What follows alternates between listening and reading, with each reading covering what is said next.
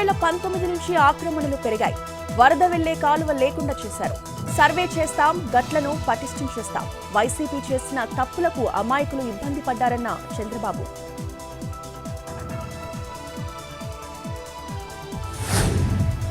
బాధితులను ఆదుకునేందుకు చంద్రబాబు ఏం చేయడం లేదు. ఇంట్లో ఉండే పరిస్థితి లేకనే కలెక్టరేట్లో ఉన్నట్టు బిల్డప్ ఇస్తున్నారు.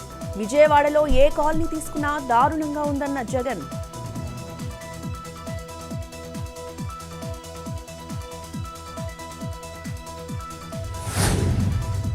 వరద ప్రాంతాల్లో సహాయక చర్యలపై మంత్రుల సమీక్ష. హాజరైన నారా లోకేష్, అచ్చెన్నాయుడు, నాదెండ్ల, నారాయణ, పయ్యావుల. బాధిత కుటుంబాలకు 100% సాయం అందేలా ప్రభుత్వం కసరత్తు.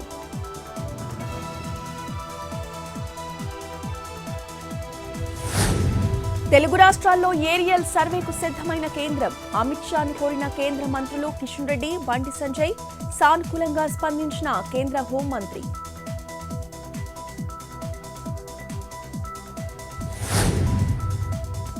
భద్రాచలంలో మొదటి ప్రమాద హెచ్చరిక.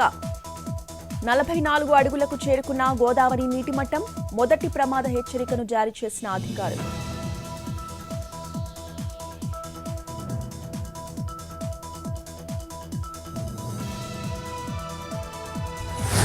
పార్వతీపురం, మన్యం జిల్లాలో విజృంభిస్తున్న విష జ్వరాలు. అధికారులు పట్టించుకోవడం లేదంటూ సిపిఎం ఆందోళన. మెడికల్ క్యాంపులు పెట్టాలంటూ డిమాండ్.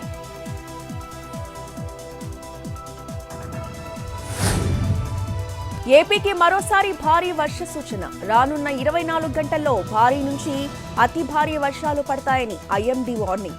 ఈ నెల 6 వరకు దక్షిణ కోస్తా, 8 వరకు ఉత్తరాంధ్రలో విస్తారంగా వర్షాలు. వాయువ్య బంగాళాఖాతంలో బలపడుతున్న ఉపరితల ఆవర్తనం అల్పపీడనంగా మారే అవకాశం.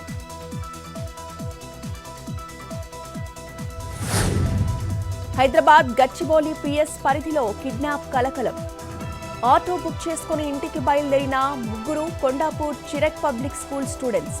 వెళ్లాల్సిన రూట్లో కాకుండా మరో రూట్లో తీసుకెళ్లిన ఆటో డ్రైవర్. 100కు డయల్ చేసిన విద్యార్థులు. చందానగర్లో ఆటో డ్రైవర్ని అదుపులోకి తీసుకుని గచ్చిబౌలి పోలీసులకి అప్పగింత.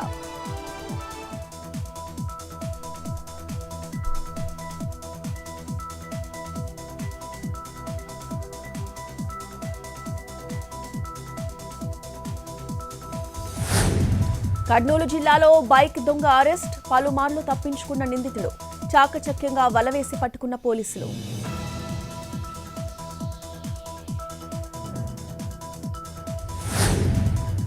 డాక్టర్ మర్డర్స్ కేసులో సిబిఐ దర్యాప్తు ముమ్మరం. విచారణకు హాజరైన ఆర్జికర్ ఆసుపత్రి వైద్యులు.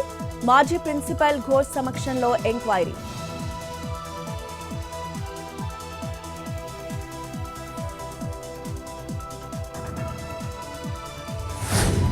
త్రిపురకు గుడ్ న్యూస్ చెప్పిన కేంద్రం. సరిహద్దులోని టైగర్ తీవ్రవాద సంస్థలతో చర్చలు. National liberation front, all Tripura tiger ఫోర్స్తో శాంతి ఒప్పందం. శాంతియుత వాతావరణమే లక్ష్యమన్న అమిత్ షా. యూపీలో పరిస్థితులు మారుతున్నాయి. యోగి బుల్డోజర్ స్టీరింగ్ ను ప్రజలు మార్చేస్తారు. కొద్ది రోజులు ఓపిక పట్టాలన్న అఖిలేష్ యాదవ్.